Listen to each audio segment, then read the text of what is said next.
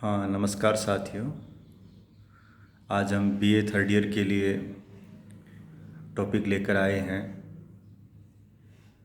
विश्व में शांति निर्माण में या विश्व शांति में यूएनओ की भूमिका। यूएनओ एक अंतर्राष्ट्रीय मंच है, संस्था है, संगठन है और इसका अपना करीब 70 साल से ऊपर का अपना एक इतिहास है। तो उस दौरान बहुत सी बातें ऐसी लगेंगी, उसकी जो कार्यशैली में बहुत कुछ ऐसा लगेगा कि उन्होंने अच्छा किया है, और बहुत कुछ आपको ऐसी भी घटनाएं मिलेंगी जहां आपको लगेगा कि यूएनओ ने जो ज़रूरी भूमिका या अपेक्षित भूमिका है उसका निर्वहन नहीं किया। तो हम यूएनओ का मूल्यांकन करने से पहले एक बेसिक बात इस समझ सकते हैं कि दुनिया का कोई भी संगठन हो, आखिर उसको चलाते इंसान ही हैं, और मनुष्य है वो अपने आप में पूर्ण नहीं है, या उसके व्यक्तित्व में कुछ अपूर्णताएं होती हैं, तो वही अपूर्णताएं संगठन में भी दिख जाती हैं। तो हर जो संगठन है उसका जो इतिहास है वो सफलता और असफलता की कहानी होता है। जिस भी संगठन को हम बहुत सफल संगठन कहते हैं वो सापेक्ष रूप से सफल होता है, या जो दूसरे संगठन हैं उनकी तुलना में सफल होता है, या उसने अपने जो उद्देश्य हैं उनको बहुत कुछ हासिल कर लिया होता है, इसलिए हम उसे सफल संगठन का दर्जा दे देते हैं। लेकिन कमियां हर संगठन के साथ जुड़ी होती हैं, तो वही यूएनओ के साथ भी रहा है। लेकिन यूएनओ पर हम बात करते समय, ख़ासतौर पे इसका कार्यशैली का मूल्यांकन करते समय इस बात को ज़रूर ध्यान रखें कि यूएनओ का गठन दुनिया में शांति और सुरक्षा के लिए हुआ था। द्वितीय विश्व युद्ध के बाद इसका गठन हुआ था, और उसके बाद एक चीज़ यूएनओ के पक्ष में हमेशा कही जाती रही है, चाहे इसकी लाख आलोचनाएं हों, कि यूएनओ ने दुनिया को तीसरे विश्व युद्ध से बचाए रखा है। वरना पहली जो आधी शताब्दी है 20वीं सदी की, उसमें दुनिया में 2 विश्व युद्ध हो गए। अब 30 वर्षों में 2 विश्व युद्ध लड़े गए। लास्ट के 5 और पहले के अगर 15 साल हम निकाल देते हैं तो 20 साल निकल जाते हैं। 30 सालों में दुनिया 2 बार लड़ ली, और ऐसी लड़ी कि बहुत भयानक जनधन की हानि हुई, जिसके परिणाम आज तक भुगते जा रहे हैं। तो यूएनओ ने उसको बचाए रखा है। यूएनओ के गठन के बाद जो शीत युद्ध का दौर शुरू हुआ यूएसए और यूएसएसआर के मध्य, तो उस दौर में एक जो दुश्चिंता रहती थी कि कहीं ये आपस में टकरा न जाएं, क्योंकि दुनिया में 2 खेमे बन चुके थे। इनकी आपसी लड़ाई या इनके किसी खेमे के साथी के साथ संघर्ष है, वो कभी भी दुनिया का संघर्ष बन सकता था।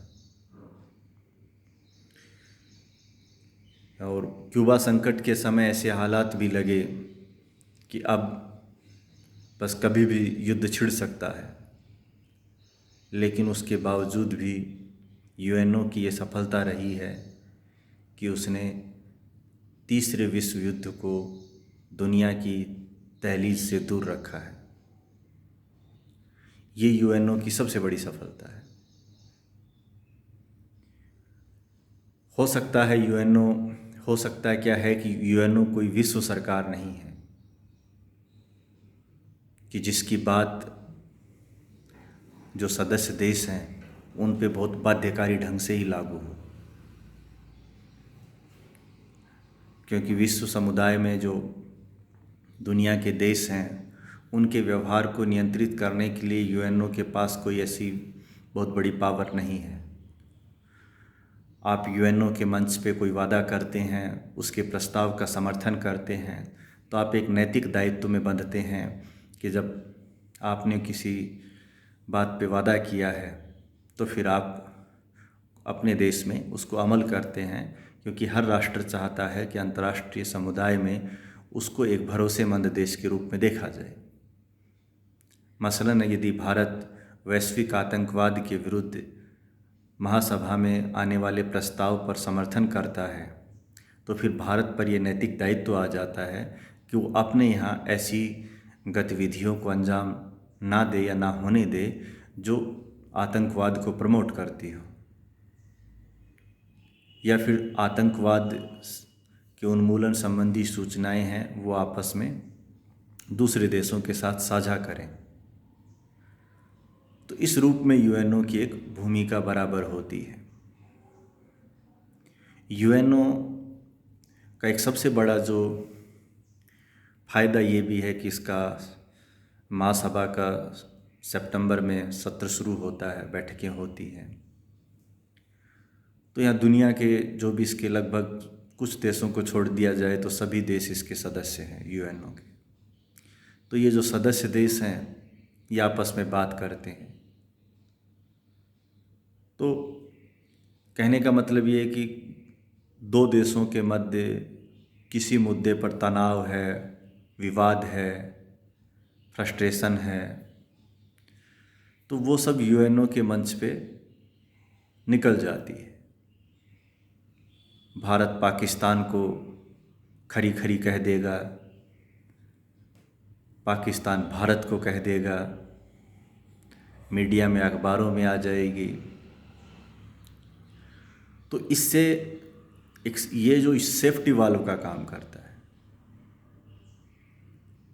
हमारे जो मौजूदा समय में कांग्रेस के सांसद हैं केरल से, शशि थरूर साहब, जो यूएनओ में डिप्टी सेक्रेटरी भी रहे हैं 2005 या 5-6 के आसपास, या उसके बाद भी, तो उन्होंने एक बात कही थी कि युद्ध भूमि में तलवार लड़ाने से बेहतर है कि टेबल पर ज़बान लड़ा ली जाए। तो यूएनओ देशों के मध्य जो गुस्सा है उसको जाहिर करने के एक मंच भी देता है, जहाँ आप अपनी, जिसे हम बिल्कुल देसी भाषा में कहें तो भड़ास निकाल लेते हैं। उनके ईगो सेटिस्फेक्शन हो जाता है कि मैंने उसको ऐसा कहा, वो नीचे देखने लग गया, उनके पास कोई जवाब नहीं था, निरुत्तर कर दिया उनको। तो ये सब चीज़ें इन मंचों का, जो भी अंतर्राष्ट्रीय मंच हैं, यूएनओ या और कोई भी जो क्षेत्रीय मंच है, उनका अपना एक बड़ा योगदान है। अगर आप उनको इस तरह के मंचों के जरिए अपनी बात कहने की, अपना गुस्सा जाहिर करने का मौका नहीं देंगे तो वो गुस्सा युद्ध भूमि में फूटेगा और वो फिर बहुत भारी पड़ता है देश और समाज के लिए। चाहे वो कोई भी राष्ट्र युद्ध लड़ता है तो ऐसा नहीं कि उसको फ़ायदा होता है, युद्ध तो हानि ही दे के जाता है। भारत ने 1971 में भले ही पाकिस्तान को हरा दिया था और बांग्लादेश अलग करा दिया था, लेकिन ऐसा नहीं है कि भारत को उसमें कोई हानि नहीं हुई। सैनिकों की शहादत भी हुई, रक्षा के क्षेत्र में सरकार के खर्चे बढ़ गए और उनका असर ये हुआ कि सरकार वेलफेयर के जो काम थे उनको ठीक से नहीं कर पाई या उधर ज़्यादा अपना व्यय नहीं कर पाई।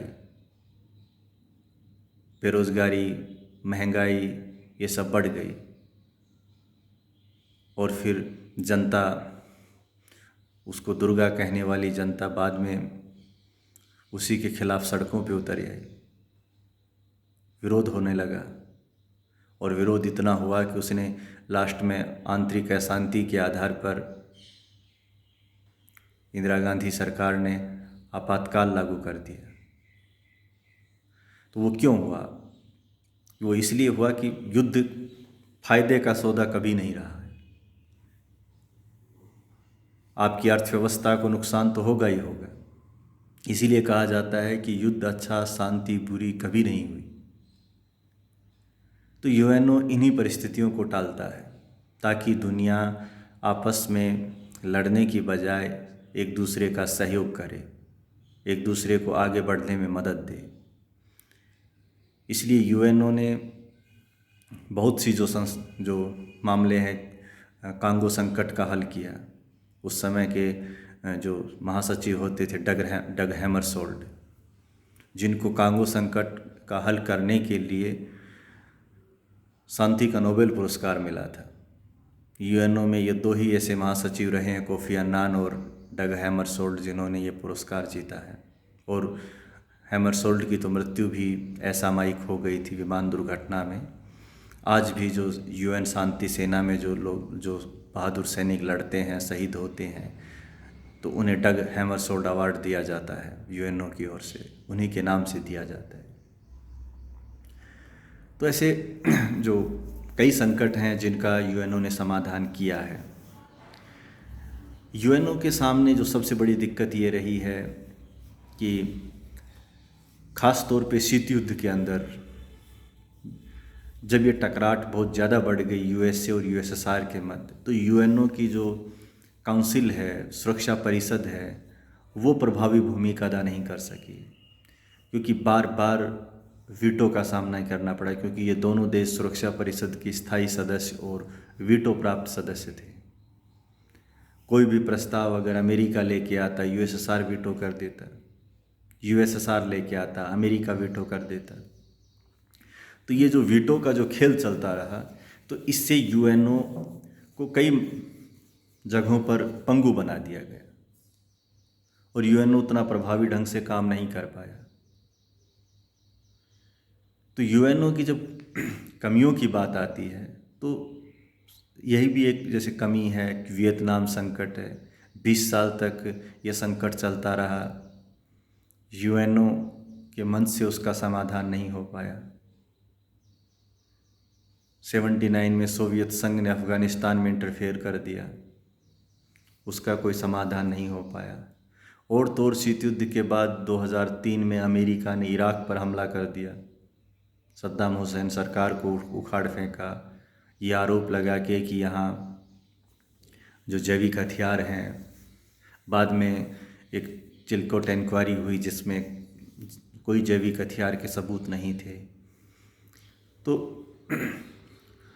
यूएनओ शीत युद्ध के बाद अमेरिकी प्रभुत्व को रोक पाने में मुश्किल रहा है। शीत युद्ध के दौरान इन दोनों महाशक्तियों का जब टकराव होता था तो यूएनओ निष्प्रभ सा हो जाता था। तो इसकी आलोचना होती रही है, इसीलिए कहा जाता रहा है कि भाई यूएनओ की सुरक्षा परिषद का विस्तार करना चाहिए, ताकि बड़े फैसलों में और सदस्यों की भी भागीदारी हो और इसकी संरचना कुछ इस तरह से भी हो कोई एक देश की मनमानी ना चल सके। इसीलिए यूएनओ में सुधार की बात बराबर उठती रही है। यूएनओ की कमियों के बारे में ये भी कहा जाता है कि जो वैश्विक आतंकवाद है उसकी दिशा में यूएनओ ने भले ही 2005 में एक प्रस्ताव पारित किया है, लेकिन अभी भी बहुत से देश हैं दुनिया में जो आतंकवाद का पोषण करते हैं, तो उनका उन्मूलन नहीं हो पा रहा है और वो यूएनओ के सदस्य देश भी हैं। तो यूएनओ ऐसा जो प्रभावी कदम उठाना चाहिए। दूसरी निशस्त्रीकरण के मामले में है। दुनिया में आज जो व्यापक विनाश के हथियार हैं, चाहे वो परमाणु बम वगैरह हैं, क्योंकि 1945 में इसकी जो विभीषिका दुनिया ने देखी थी, जो हिरोशिमा और नागासाकी पर जो अमेरिका ने हमले किए थे, तो उसके बाद ये बात रेखांकित हुई कि दुनिया में यूएनओ की ये कोशिश हो कि ये जो व्यापक विनाश के हथियार हैं इनका उन्मूलन हो या इनके बनने पर रोक लगे। तो यूएनओ के मंच से भी इस तरह की कोशिशें हुई, लेकिन कहने का जो अभिप्राय यही है कि आज भी जो परमाणु ईंधन है उसका जो सैन्य श्रेणी में यूज हो रहा है। ये भले ही एनपीटी संधि बनी, लेकिन उसके बाद भी जो परमाणु बम बनाने की जो तकनीकी है उसका भी चोरी छुपे हो रहा है। चाइना पर आरोप लगते रहे हैं कि उसने पाकिस्तान को चोरी छुपे परमाणु ईंधन भी दिया है और वो तकनीक भी दी है जिसके ज़रिए अणु बम बनाया जा सकता है। तो ये सब चल रहा है। और जैसे अभी ईरान का मामला था, अमेरिकी ईरान संबंधों में वो एक बड़ी बाधा रही, तो वो बाधा क्यों न यूएनओ के मंच से सुलझाई जानी चाहिए थी। अमेरिका उस पर कार्रवाई कर रहा है या वो विशेष रूप से अपनी टकराहट दिखा रहा है, तो ऐसा नहीं होना चाहिए। इससे पहले जो लीबिया पर कर्नल गद्दाफी पर भी ये शंका थी कि वो जो परमाणु बम बनाने की कोशिश में है। अभी उत्तरी कोरिया पर भी ये मामला है। तो दुनिया में एक परमाणु हथियारों की जो होड़ है वो अभी रुक नहीं रही है और यूएनओ इस दिशा में प्रभावी जो कदम नहीं उठा पा रहा है। जबकि निशस्त्रीकरण यूएनओ का जो उद्देश्य है उसके में ये जो सम्मिलित है ये उद्देश्य, लेकिन वो उद्देश्य अभी दूर है। और इसमें भी महाशक्तियों का ये इंटरफेयर रहता है कि वो एक निशस्त्रीकरण है वो एक भेदभाव रूप में लाना चाहते हैं। वो अपना जो परमाणु प्रभुत्व है उसको बनाए रखना चाहते हैं और उसके बाद वो दुनिया में इन सब चीज़ों को रोकना चाहते हैं। जबकि विश्व समुदाय में जो परमाणु रंग भेद है उसका चल पाना संभव नहीं है। यही वजह है कि दूसरे देश भी इस दिशा में बराबर कोशिश कर रहे हैं। यूएनओ की एक विफलता इस रूप में भी देखी जाती है कि जो नई अंतर्राष्ट्रीय अर्थव्यवस्था है उसको लागू नहीं करवा पाया। हालांकि 1974 में जो अल्जीरिया में शिखर सम्मेलन था, नहीं वो तो नाम का शिखर सम्मेलन था, 1974-73 में तो गुटनिरपेक्ष आंदोलन के देशों ने अल्जीरिया में जो शिखर सम्मेलन था उसमें प्रस्ताव पास किया था। 1974 में यूएन महासभा ने भी नई अंतर्राष्ट्रीय अर्थव्यवस्था का प्रस्ताव तो पारित किया, लेकिन वो आज तक लागू नहीं हो पाई है। जो उसके नए नए जो रूप हैं, नवोपनिवेशवाद है, उसका सामना दुनिया कर रही है। बहुराष्ट्रीय कंपनियों ने दुनिया भर की राजनीतिक जो सत्ताएं हैं उनको हिलाया है। आज भी जो दुनिया का जो वित्तीय प्रबंधन है वो यूरोप या अमेरिका, इन देशों, उत्तरी अमेरिका के देशों के हाथों में है। कच्चे माल को हड़पने के लिए आज भी षड्यंत्र किए जाते हैं। तो अंतर्राष्ट्रीय जो व्यापार है वो समावेशी नहीं है, वो कुछ देशों को नुकसान पहुंचाने वाला है। तो ये यूएनओ की कमियां हैं। लेकिन फिर भी जैसे यूएनओ की कई एजेंसीज हैं, चाहे वो यूनिसेफ है, विश्व स्वास्थ्य संगठन है, संयुक्त राष्ट्र विकास कार्यक्रम है, तो यूनेस्को है, ये बहुत सी जो संस्थाएं हैं जो दुनिया भर में पर्यावरण विकास के लिए काम कर रही हैं, मानवाधिकारों की बेहतरी के लिए काम कर रही हैं, बच्चों बाल श्रम उन्मूलन के लिए, बच्चों के बेहतर विकास के लिए, शिक्षा स्वास्थ्य जैसी सुविधाओं को अच्छा करने के लिए, या जो अक्षय ऊर्जा के जो स्रोत हैं उनके डेवलपमेंट के लिए। तो ये एजेंसी हैं, ये मानव के जो भौतिक और नैतिक उत्थान के लिए बराबर काम कर रही हैं। और इनसे ख़ास तौर पे जो दुनिया के पिछड़े और विकासशील देश हैं, जहाँ भूखमरी बहुत है, अशिक्षा बहुत है, या सामाजिक पिछड़ापन बहुत है, या वहाँ लैंगिक भेदभाव है, धार्मिक विवाद हैं, तो इन सब जो सामाजिक आर्थिक जो व्यवस्थाएं हैं, उलझने हैं, उनको दूर करने में यूएनओ की जो अलग अलग एजेंसी अभिकरण हैं वो काम कर रहे हैं। उनके परिणाम भी दिख रहे हैं। तो हम ये कह सकते हैं कि यूएनओ के साथ बहुत सी बातें हो सकती हैं। हमारी उम्मीदें यूएनओ से बहुत ज़्यादा हो सकती हैं। हो सकता है यूएनओ हमारी उम्मीदों पर पूरा ना उतर रहा हो, लेकिन यूएनओ ने दुनिया के बेहतर निर्माण के लिए काम किया है, कर रहा है, और उसको एक पॉजिटिवली देखा जाना चाहिए। और यहाँ भी मैं एक डग हैमरशोल्ड का एक कथन है कि यूएनओ हमें स्वर्ग तो नहीं ले जा सकता, लेकिन नरक में जाने से ज़रूर रोकता है। तो ये यूएनओ की जो उपलब्धियाँ या मूल्यांकन पर हमारे ये विचार हैं। तो मैं समझ पाया हूँ कि आपके सामने एक मोटी मोटी रूपरेखा बनी होगी। अगले वीडियो में हम फिर आएंगे। धन्यवाद।